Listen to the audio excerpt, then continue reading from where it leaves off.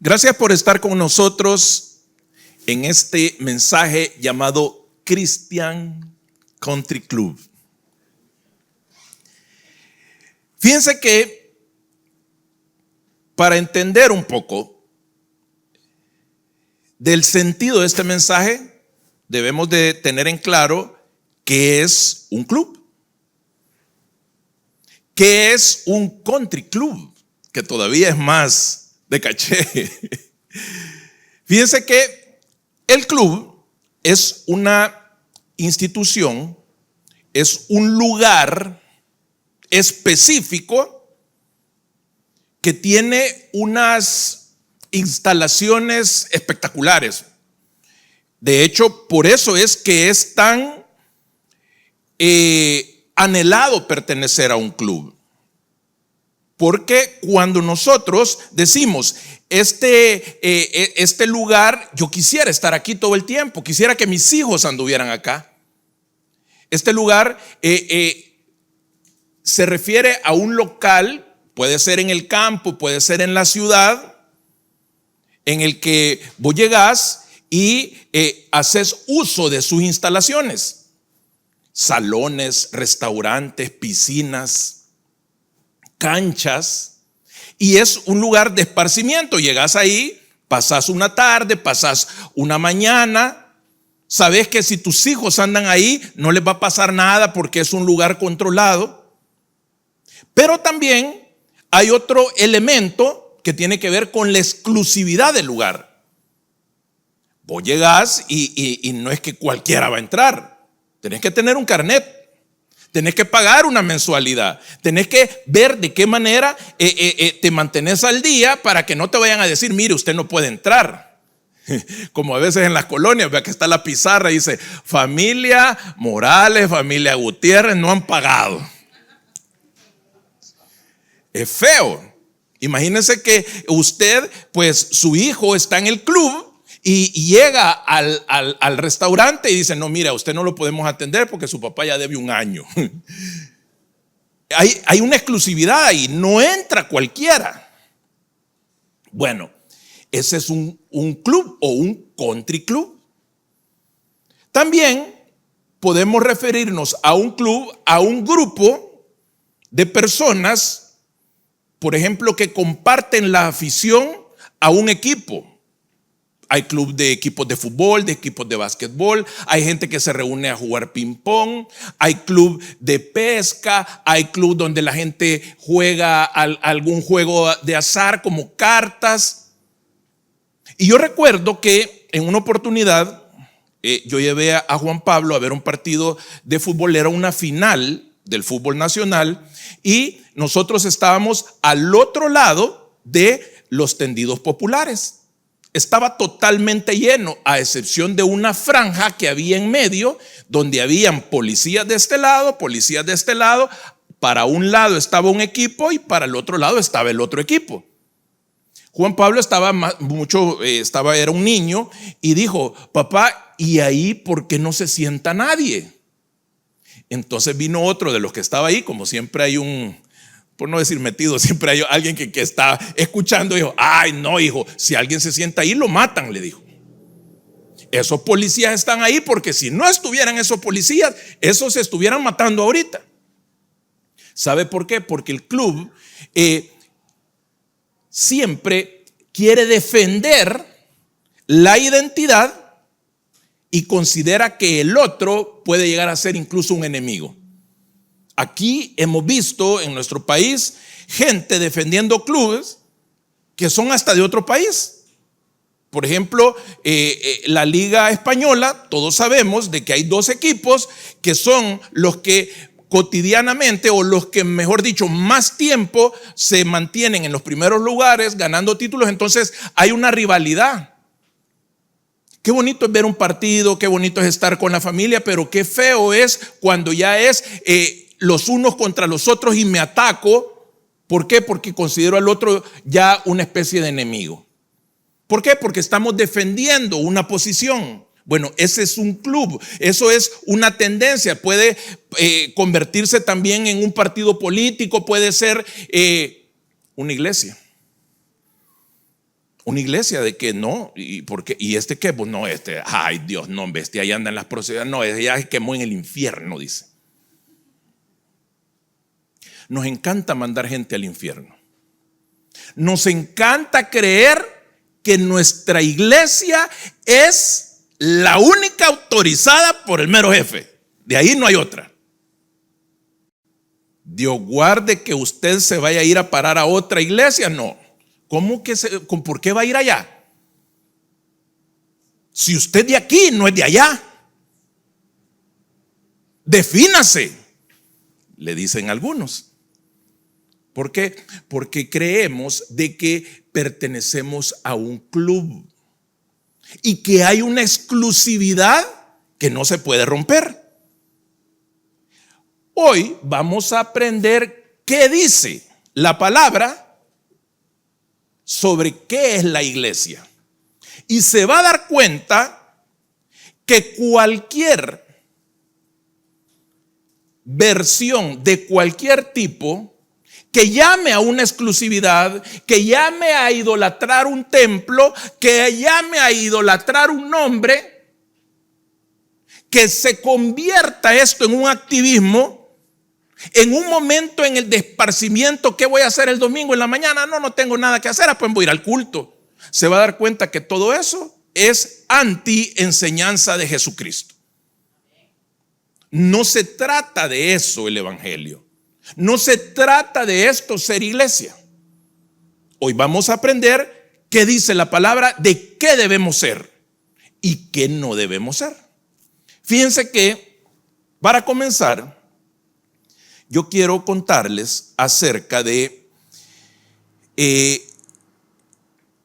lo importante que puede llegar a ser para alguien pertenecer.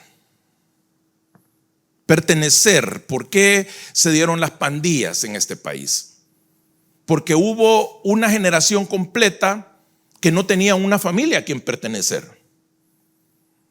Algunos padres murieron en la guerra, otros tuvieron que emigrar y quedaron familias solas. Niños y adolescentes criados por abuelos. Usted sabe de que de una generación a otra hay una gran diferencia, ya no digamos 2 generaciones. O sea, usted hoy le manda un WhatsApp a un jovencito de 12, 13 años, él nunca le va a contestar. Llámele, Dios guarde, ¿y para qué le va a contestar? Mándele por Snapchat o mándele por otra. Ahí sí.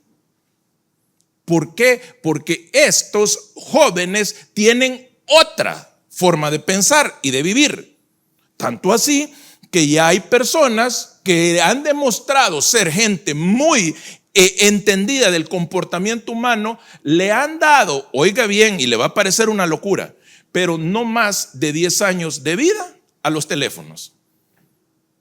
Esta gente dice que en 10 años nadie va a usar teléfono. Hoy nos parece una locura, como nos parecía locura antes pensar de que nosotros podíamos cambiar ciertos usos. Por ejemplo, la gente que decía, no, es que yo me acuerdo que mi mamá vendía cassette, por ejemplo, super sonido, y había, de repente salió otro que llamaba Producciones Van, y la gente decía, no, pero es mejor porque hace mix, y después no, salían los CDs.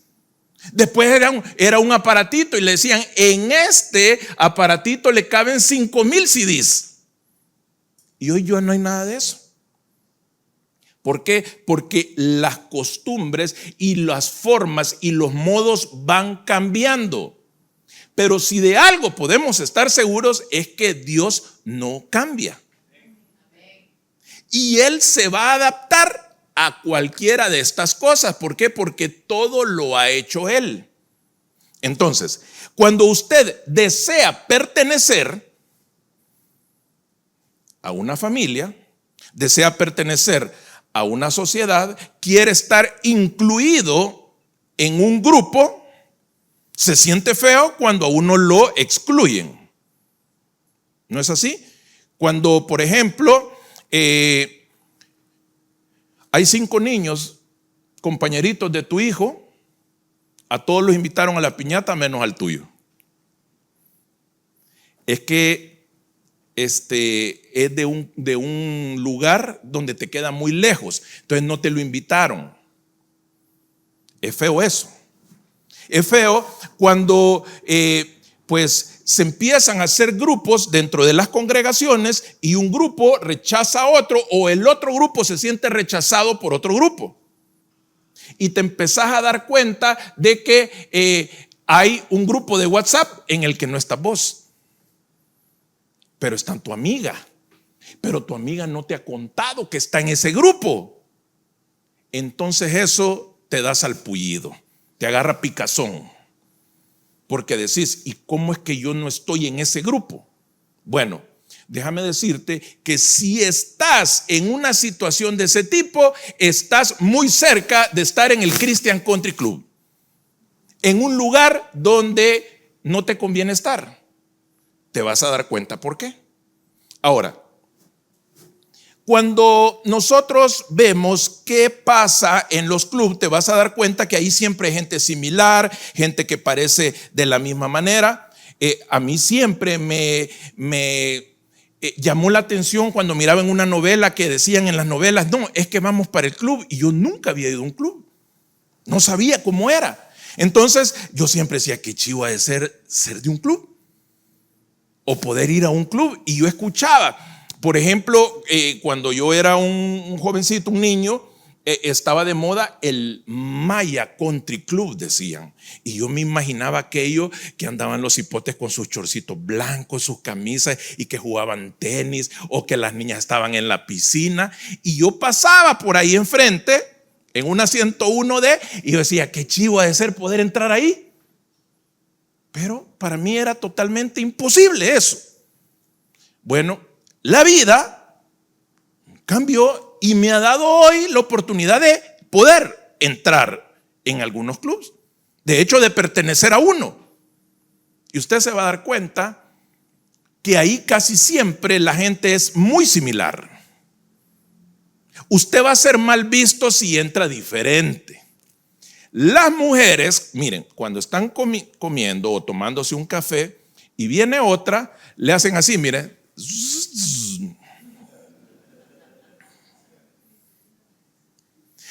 Entonces, si usted es de las personas que está aquí y entra alguien y le hace zzz, usted está en Christian Country Club. Usted va a un club, usted está sentado y rápido llega un mesero con una sonrisa. Bueno, sí. Y si usted no llega mucho, ¿me puede mostrar su carnet de miembro? Sí, le dice uno, y lo enseña. Ah, perfecto, le dice. Imagínense que ahorita entrara alguien que nadie conoce por esa puerta. Sí que deseaba. No, fíjate que yo soy de la comunidad de al otro lado y un día dijeron que podíamos venir aquí. Ah, ¿y quién lo invitó? No, nadie. Yo pasé y como ni rótulo tienen, yo pensé que podía venir. Así siéntese por ahí. Y todo el que entra, que no sé qué. ¿Quién es ese que está ahí? A saber, ahí, pero yo algo, y yo miro que anda como una matata, a ver si una pistola anda ahí, y empieza la especulación. Bueno, eso pasa en los clubes. En los clubes usted llega y le hacen el escaneo. Va, y ¿va a usar la piscina? No crea que usted, señora, va a llegar con el gran short, va a meterse a la piscina. No se puede. O que usted al niño lo va a estar bañando y con el gran calzoncillo y que le guinda aquí. No, tiene que andar un traje adecuado para bañarse. No es como usted quiera. Bueno, yo no sé si usted conoce congregaciones de que Dios guarde que usted va a llegar sin corbata o que vaya a llegar con una sufaldita. No, todos iguales. Bueno, eso es Christian Country Club. ¿Por qué? Porque hasta la vestimenta se le quiere a alguien regular. Y ninguna falda larga va a entrar al cielo. Si sos la misma chambrosa, no importa si es en minifalda o en falda larga, es lo mismo. No hay diferencia. Bueno, pero cuando estamos en un country club es importante hasta la forma de reírte. Hoy hasta hay TikTok, la risa de millonario. Vos no vas a estar en un club y que se te mire que hasta la tortilla que te estás comiendo. No, vos. No, pues sí, hay que reírse adecuadamente. Bueno, yo no sé si ustedes, creo que todos hemos estado, hasta hay una jerga cristiana, evangélica, de cómo debemos de hablar. Dios guarde que alguien no hable así. Dios guarde que alguien no le diga: Dios les bendiga, pastor y pastora, hijo de pastor, hija de pastora. No, no tiene que ser. ¿Por qué? Porque se nos inculca de que nosotros sí somos algo, pero el otro no. Si el otro no se parece a nosotros, entonces ese está en pecado y va al rumbo al infierno, pero nosotros no. Ya nos pica aquí porque nos está saliendo ya la alita. ¿En qué estamos? ¿Estamos creando un country club o estamos siguiendo la gran comisión que nos dejó Jesucristo, que hoy la vamos a entender? Estoy seguro que la mayoría la entienden, pero es importante estarla repitiendo. Miren, ¿cómo saber si la institución en la que se está o la que se quiere construir es un country club? Miren, lo primero para que un club exista, es el local. Cuando una congregación está obsesionada por el lugar físico, se parece mucho a lo que sucedió cuando Jesucristo vino. Los judíos, principalmente los fariseos, ellos estaban obsesionados con el templo. Creían que el templo era la identidad de ellos. Cuando vamos a Mateo 21:13, dice: mi casa será llamada casa de oración, pero ustedes la han convertido en una cueva de ladrones. ¿Qué pasaba en ese momento? Para los judíos, decir el templo era lo máximo. Pero usted llegaba al templo, cuando Jesús llega al templo, se encuentra cambistas. ¿Qué significa? Que habían muchos judíos que vivían en Grecia, otros que vivían en Europa, otros que vivían al sur en África, otros que vivían en la zona de Egipto. Llegaban al templo porque viajaban grandes cantidades de kilómetros para llegar al templo, pero ellos llevaban otra moneda. Entonces, ahí en el templo estaban los cambistas. Y ahí hacían el negocio.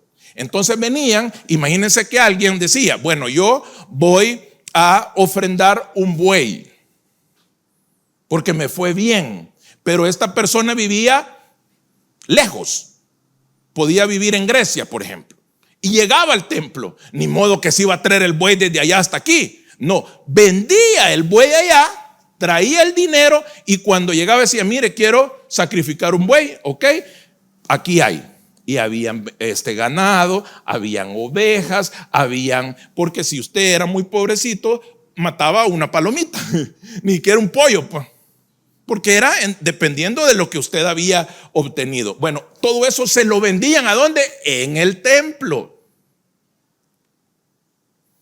Cuando usted mira una institución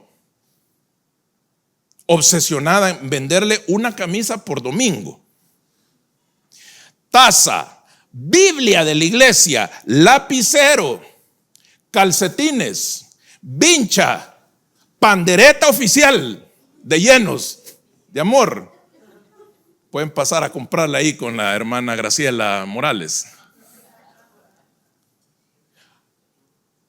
Hay que tener cuidado con eso. Hay que tener cuidado. ¿Por qué? Porque se está haciendo culto al templo, a un nombre.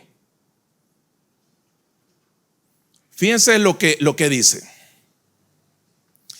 nuestro Señor Jesús en Juan capítulo 2 versículo 19. Le sucede algo bien interesante. Él ya había anunciado de que nuestro cuerpo era el templo del Espíritu Santo, ¿verdad? Entonces él dijo: si destruyen este templo, pero se estaba refiriendo a él, yo lo voy a levantar en 3 días. Que fue lo que sucedió. Cuando a él lo destruyen, en teoría, muere y resucita el 3er día. Pero para los judíos eso fue la peor blasfemia que alguien pudo haber dicho, que se iba a destruir el templo. ¿Y qué pasó? Vino nuestro Señor Jesús y les dijo, no hombre, y ustedes están peleando por el templo. Miren, dijo, el templo en muy poco tiempo, que ustedes ven aquí, va a ser destruido. Y ellos se ofendieron de una manera que fue la principal razón por la cual lo capturaron. Porque él dijo de que el templo iba a ser destruido. Mateo 24:2. ¿Ven todo esto? Dijo Jesús. Les aseguro que no quedará piedra sobre piedra. Todo será derribado. Esto fue una de las pocas profecías de nuestro Señor Jesús. Él no era su ministerio no era tan profético, pero sí hizo algunas profecías. Por ejemplo esta, porque poco tiempo después, 40 años después, fue destruido Jerusalén y 70 años después ya el templo estaba en el suelo. Y hasta este día no se volvió a levantar. Solo hay una pared que se cree que es del templo y ahí los judíos llegan a llorar por el templo. Todavía, después de 2000 años, siguen en el muro de los lamentos, llorando por un templo. O sea, no entendieron de que el templo que debemos de cuidar es nuestro cuerpo, porque es la morada del Espíritu. Ahora, nuestro Señor Jesús en una oportunidad se encuentra a una samaritana. Este es un pasaje muy conocido de la palabra del Señor y está en el libro de Juan, el capítulo 4, versículo 21. Llega él y le dice, mira mujer, es necesario que adores. Pero ella le dice, no, es que no nos dejan ir. ¿Por qué? Porque ahí solo van los judíos y nosotros somos samaritanos. Mira, le dijo, no te preocupes, le dijo. Porque va a haber un momento que ya no se va a adorar en el templo. Porque lo que el Señor busca, le dijo, son adoradores en el espíritu y de que sea de verdad, pues.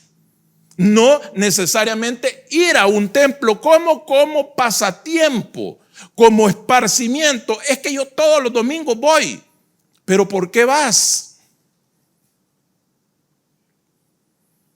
Cuando la congregación pone un énfasis en lo que está, que podemos ver en un nombre y a impulsar eso por sobre el evangelismo, eso es un Christian Country Club.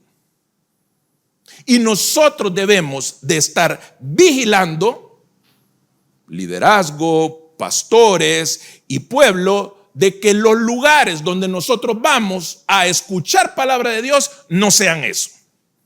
¿Por qué? Porque estamos en algo contrario a lo que ha enseñado Jesucristo. Fíjense que el esparcimiento, la convivencia entre similares es algo que se da mucho.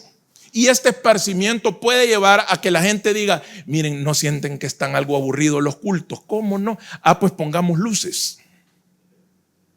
No, es que mire, yo siento que muy pelón se mira ahí enfrente. Pongamos a las niñas a danzar. Yo no estoy diciendo que eso está mal.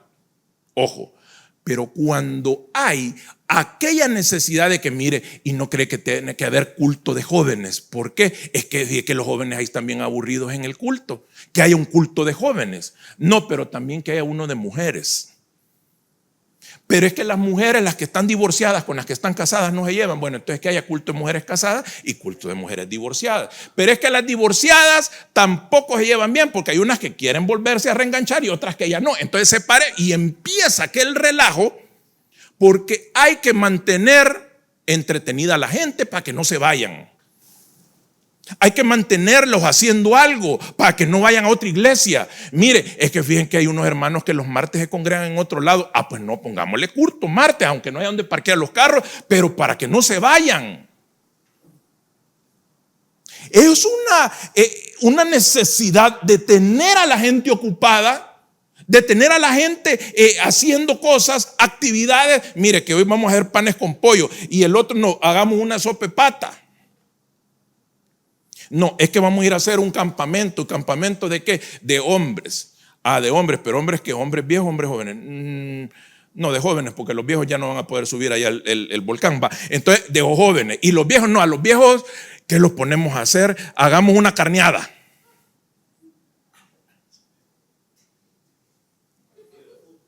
Un partido de fútbol y aquellos maestros ya reumáticos.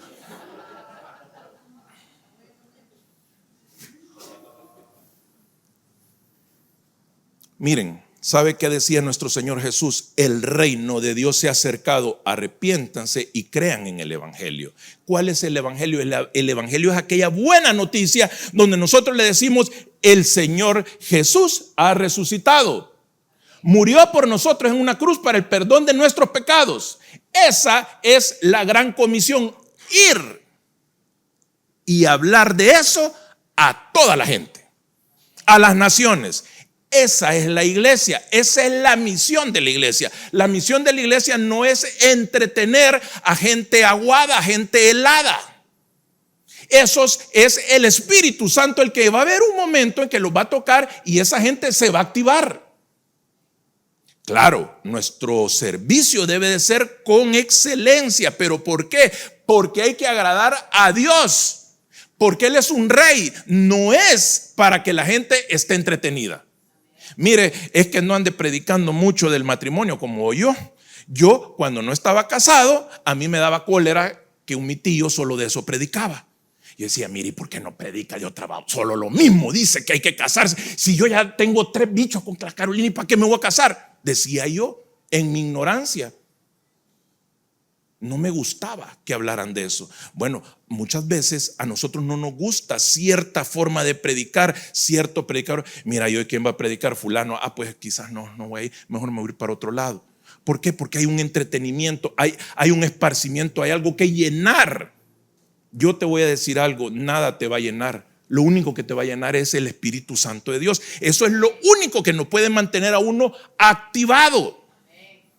Pero si perdés eso y te estás fijando en que, mira, fíjate que entré y la esposa de aquel, vos me quedó viendo los zapatos, porque vos como no me compras, mira, ni para las uñas me has dado, y yo vi que la hermana me estaba viendo las uñas y yo me tapaba, pero me las quería ver, y fulana dice que estoy gorda y yo no estoy gorda, lo que pasa es que no me puse la faja. Pero cuando llegas a esa situación en la que vivís atormentado porque te van a criticar, porque llegas a un lugar que hay un ambiente denso, entonces fracasamos.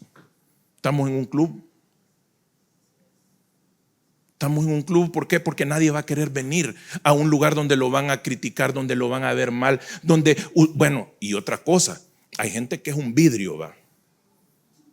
Hay gente que es un vidrio. Hay gente que por allá están riéndose dos y ya ella piensa que de ella se están riendo.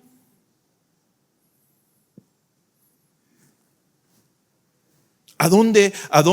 ¿Qué es lo que? Miren, para nuestro Señor Jesús, Él advertía seguirlo. Él advertía que había que tener un compromiso. Dice, el que quiera venir en pos de mí, niéguese a sí mismo, tome su cruz cada día y sígame. Lucas 9:23.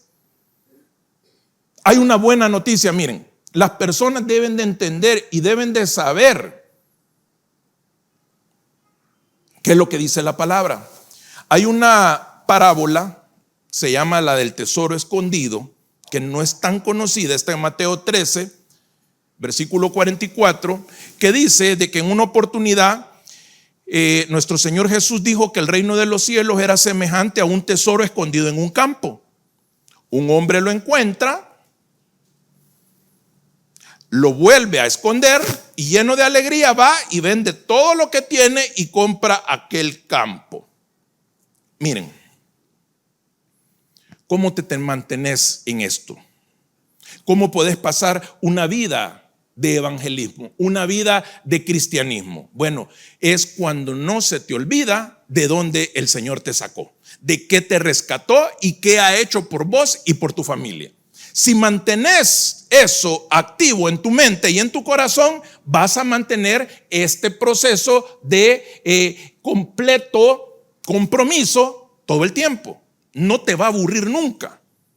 ¿Por qué? Porque dice que hay un tesoro escondido en todo esto. Esta parábola es como que usted, imagínese que tiene la idea de que usted quiere comprar un terreno, porque quiere cambiar la vida, ya no quiere trabajar en una oficina, no quiere tener una meta todos los meses, un jefe que le esté gritando. Usted dice, no, yo voy a crear unas mis gallinitas y unos cuchitos y voy a vivir de esto humildemente. Va, allá lo invitan allá por su chitoto, usted va y mira un terreno, todo enmontado, algo feo, pero a usted le llama la atención ese terreno. Y dice, qué bonito ese terreno, lo voy a ir a caminar. Tiempo de que nadie entre a ese terreno. Y dice, fíjese que sí, lo están vendiendo. Y él llega y de repente mira algo como que brilla y escarba y se da cuenta que ahí hay unos cántaros llenos de monedas de oro. ¿Qué va a hacer usted? ¿Acaso usted va a decir, no, pero es que mejor le voy a ir a avisar al dueño que aquí está todo esto? No, dice ahí de que usted va a ir, mire, va a ir a vender su carro, va a ir a vender todo, hasta un hijo, para ir a comprar ese terreno. ¿Por qué? Porque usted sabe que ahí hay un tesoro. Bueno, ese tesoro es la salvación. Ese tesoro es lo que el Señor un día nos entregó. Por ejemplo, a mí me entregó el poder ser libre del alcoholismo. Me dio una oportunidad de volver a vivir, de reencontrarme con mi familia, de poder estar en paz, de poder dormir. Entonces ese tesoro yo no lo quiero perder. Y yo sé que no es bueno hablar de uno mismo, pero yo dejé el trabajo soñado para muchos. Nadie pudo entender por qué yo dejé un trabajo por estar en esto. Y el Señor, gracias a Dios, me ha respaldado. Y hemos tomado la decisión como familia de estar en esto. Claro, hay tiempos en los que las ganas bajan. Uno está menos deseoso de la actividad, del servicio. Pero cuando nos acordamos de dónde nos sacó, sabemos que hay un tesoro aquí. Ese tesoro que está atrás del evangelismo, nosotros nos volvemos a recargar como familia y decimos, sí, tenemos que seguir con esto. Esa misma situación es la que todo cristiano debe mantener. Decir, es que yo sé que hay una promesa, yo sé que el Señor me va a sacar de esta situación, yo sé que la felicidad la tengo en el servicio, yo sé que en el evangelismo aquí está el fruto de todo lo que va a tener mi familia en el futuro, aún de las generaciones que no han nacido. Porque así como hay cadenas de maldición, también hay cadenas de bendición. Entonces, cuando usted se sostiene en el tiempo, se va a dar cuenta que no hay nada mejor que estar con nuestro Señor. Ahora, por último, miren, les voy a hablar de la exclusividad. La palabra de Dios dice en Gálatas 3, versículo 28, ya no hay judío ni no judío, esclavo ni libre, hombre ni mujer, sino que todos ustedes son uno solo en Cristo Jesús. Y si ustedes pertenecen a Cristo, son la descendencia de Abraham y herederos según la promesa. Miren, en la antigüedad estaba el pueblo de Dios que eran únicamente los hijos de Israel. Las tribus se dispersaron por diversos motivos y quedó una, los hijos de Judá, a los que se les llamó judíos. Bueno, por eso es que dice, ya no hay judío ni no judío. ¿Por qué? Porque se creía que la promesa que se le había dicho al padre Abraham era solo para los judíos. Es decir, los que cumplían con la ley de Moisés, la que se le entregó a Moisés en el Sinaí. Se le entrega la ley. Esa ley, que se le conoce como la ley mosaica, es la que predomina. Vienen los judíos y le empiezan a agregar un montón de reglas y leyes. Todo eso era el viejo rudimento, era aquello que los judíos tenían que cumplir, pero solo para ellos era la promesa. Entonces dice Pablo a los Gálatas, le dice, eso se acabó, ya no hay exclusividad. El evangelio no es solo para los evangélicos. No hay una exclusividad. Usted está confundido si piensa que alguien porque es católico se va al infierno. Usted está confundido si piensa que alguien porque no asiste a un templo se va al infierno. Usted está confundido si piensa que alguien porque no diezme se va al infierno. No. El que declara que nuestro Señor Jesús es su Salvador, lo dice y lo cree, ese será salvo, dice la palabra. No hay exclusividad. No es que pentecostales sí, pero los bautistas no.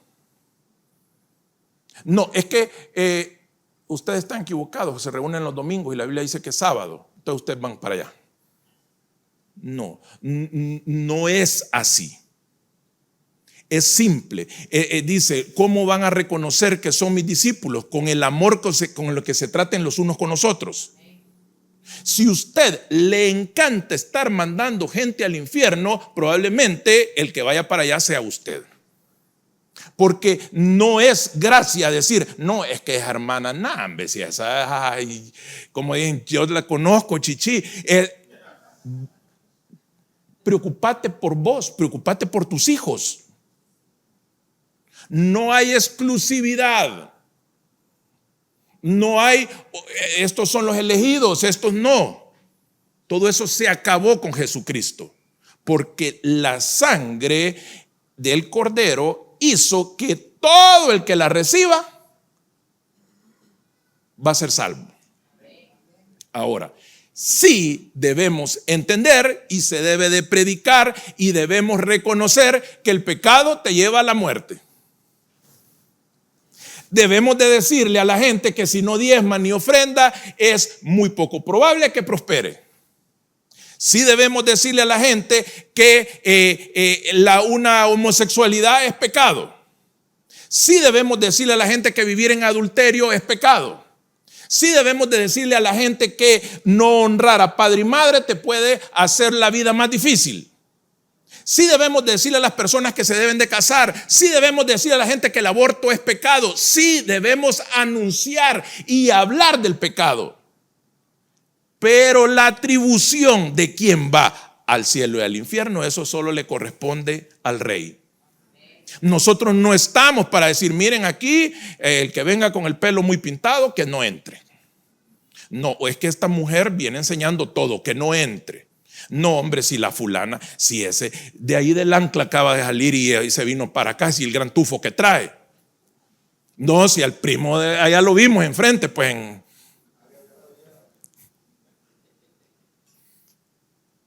entonces es un club, pues. Es él el que va a decir, este sí, este no. Ahí cuando él esté en el tribunal, no va a haber ninguno de nosotros. Y dicen muchos teólogos y mucha gente más entendida que nosotros que van a haber un montón de sorpresas allá. Gente que uno dice, ¿y este aquí anda? Sí, es que en el último momento entró de panzazo. Y aquella, la criticona, no, esa no la vemos por ningún lado. Miren, con esto voy a terminar. Quiero contarles la historia de una enfermera que ella hizo mucho dinero en una clínica de abortos. Esta mujer sacó una especialidad en fisioterapia, era una fisioterapeuta,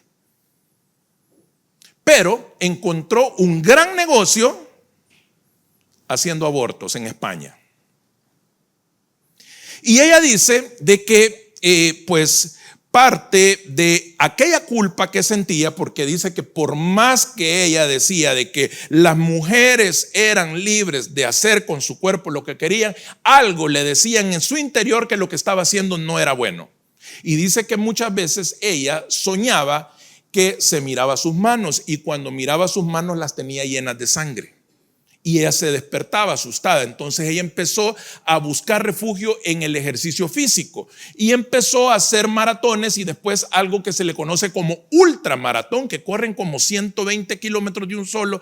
Después empezó a subir cerros, se hizo montañista, porque esa actividad física a ella le relajaba toda esa culpa que sentía. Dice que hubo días que practicó 12 abortos en un día. Entonces ella mantenía ese gran negocio, participaba con esos ginecólogos y tenían esta actividad. Pero ella cada vez se iba haciendo más solitaria. Ella mantenía un momento en el que ella solo pasaba sola. Y eso se acentuó cuando la abandonó su esposo. La dejó. Ella quedó sola. Esa pesadilla de que ella se levantaba con las manos llenas de sangre fue aumentando, y dijo: no, yo me voy a suicidar. Y dice que ella no encontraba la forma de suicidarse. ¿Por qué? Porque le daba miedo, le aterrorizaba saber que iba a sufrir al momento de estar muriendo. Entonces ella no encontraba esa forma de suicidarse. Dice que en una oportunidad ella vio de que si una persona va a 80 kilómetros por hora y choca contra un árbol, las probabilidades de sobrevivir son pocas, casi nulas. Entonces dijo ella: voy a hacer eso. Dice que se despidió de sus perros. Ella había rescatado un par de perritos, pero tenía un perro que ese perro nunca había mostrado cariño por ella. Entonces ella llegó, lo saludó, dijo: bueno, alguien se va a hacer cargo de ustedes. Ella vivía sola.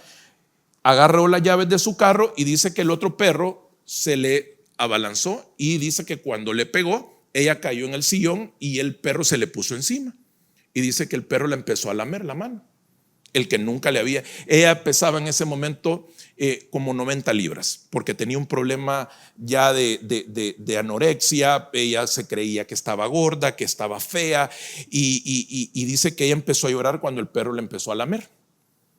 Y dice que ella se quedó dormida.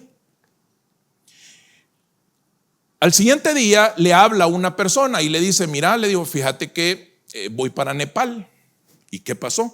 Voy con un contingente español porque ha habido un terremoto en Nepal y muy poca gente quiere llegar porque las réplicas se están haciendo derrumbes. Y como ahí no hay carreteras, sino que son veredas, mucha gente ha muerto en los derrumbes posteriores al terremoto. Entonces tenemos que pasar por esas veredas, y yo te hablo porque yo creo que no voy a regresar. Y ella dijo: ahí está, me voy y ojalá que me muera allá. Así no tengo que suicidarme. Y le dijo: mira, yo puedo ir. ¿De verdad querés ir? Sí. Bueno, le digo: sí, si no hay gente que quiera ir, vamos. Y se fue para Nepal. Y dijo: qué chivo, yo voy a ir en una de esas veredas, que haya un temblor, que me caiga el paredón y ahí quedo. Y se acaba esta vida de sufrimiento. Bueno, dice que ella llegó y cabal se separaron los grupos, y en un primer lugar donde llegaron se había caído una casa y ahí había una gente que estaba golpeada. Ella se anunció que ella era fisioterapeuta, empezó a atenderlos, y dice que de pronto vio que venían dos monjas. Y dice que cuando ella vio las monjas, le pareció raro ver en medio de toda esa destrucción, de todo ese ambiente raro, que estas dos mujeres venían riéndose. Y ella se levantó y las vio. Y dice que una de ellas salió caminando y le agarró la mano. Y dice que cuando le agarró la mano, ella sintió una incomodidad tremenda y ella se quiso soltar, pero no pudo. Y la monja le dijo: te invito, le dijo, a una reunión que vamos a tener mañana a las 9 de la mañana en tal lugar. ¿Y de qué esa reunión? Es un servicio religioso, le dijo. No, le dijo, yo no voy a ir. Bueno, le dijo, pero yo te espero. Entonces ella cuenta en su testimonio que les asombraba y le incomodaba ver que una mujer tuviera una sonrisa tan limpia, porque ella no podía sonreír. Y ver a aquella mujer con una tranquilidad, pero dice que ella lo describe como una luz que tenía esta mujer, que a ella la sorprendió. Y dice que desde ese momento ella no dejó de pensar en esa reunión a la que la estaba invitando. Y ella decía, puchica, esta reunión. Y dice que toda la noche no durmió. Y dice que por alguna razón que ella no entiende, pero ahora sí, porque dice que era el Espíritu Santo, ella se levantó temprano, fue a ese lugar y ella estaba antes de que empezara esa reunión. El primer milagro, dice ella, el primer milagro es que cuando llega no había nadie. Y dice que de pronto salen de una puerta también unas religiosas, se sienten, entra un sacerdote y empieza una misa.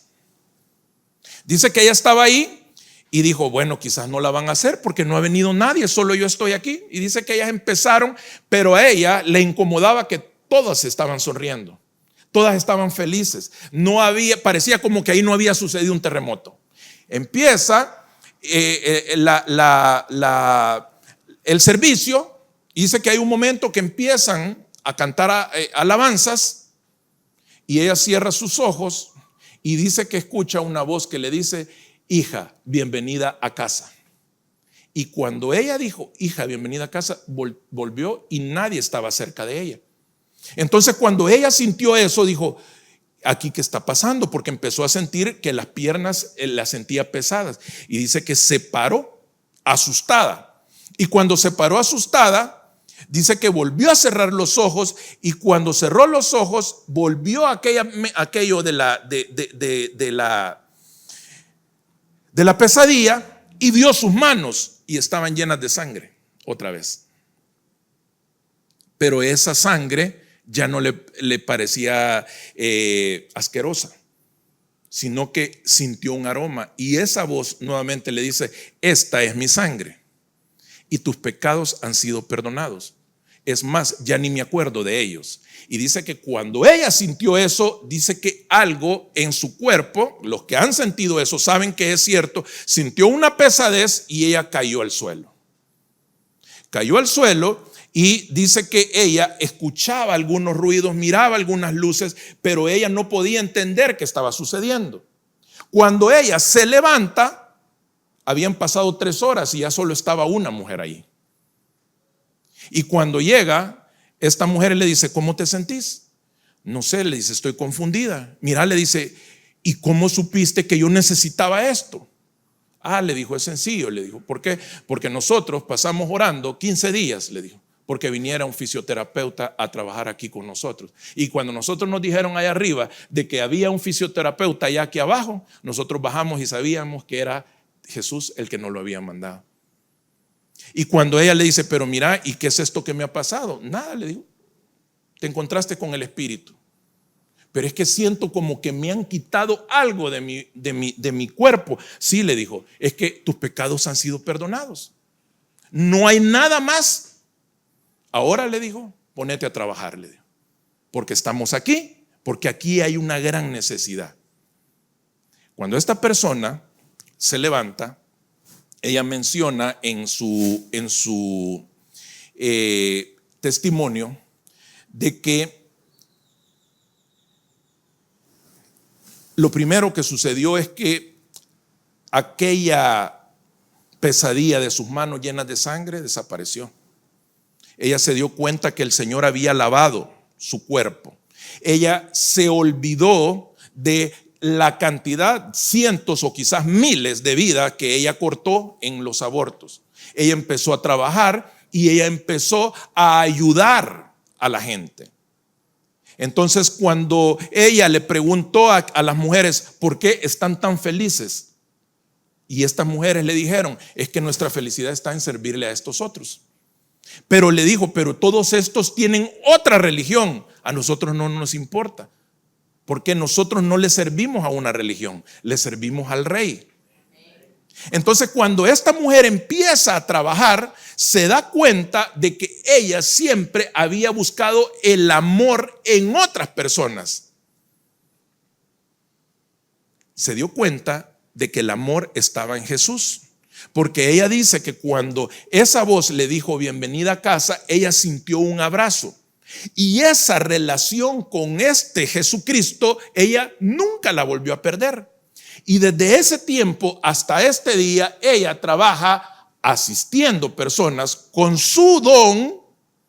Habla acerca de lo triste y dramático que puede ser para una mujer abortar, cómo se siente después esa mujer, enseña los videos que son totalmente prohibidos de cómo una criatura sufre al momento en que la están cortando en pedazos, y ella ha encargado su vida a recuperar todas estas mujeres. ¿Por qué? Porque hay algo que se repite. No hay una sola mujer que haya abortado que no sienta una terrible culpa. Ella les habla del amor de Jesucristo. Esas mujeres dejan esa culpa en la cruz del Calvario y se levantan y siguen adelante. Y es una mujer que ahora, por medio de su testimonio, miles han creído.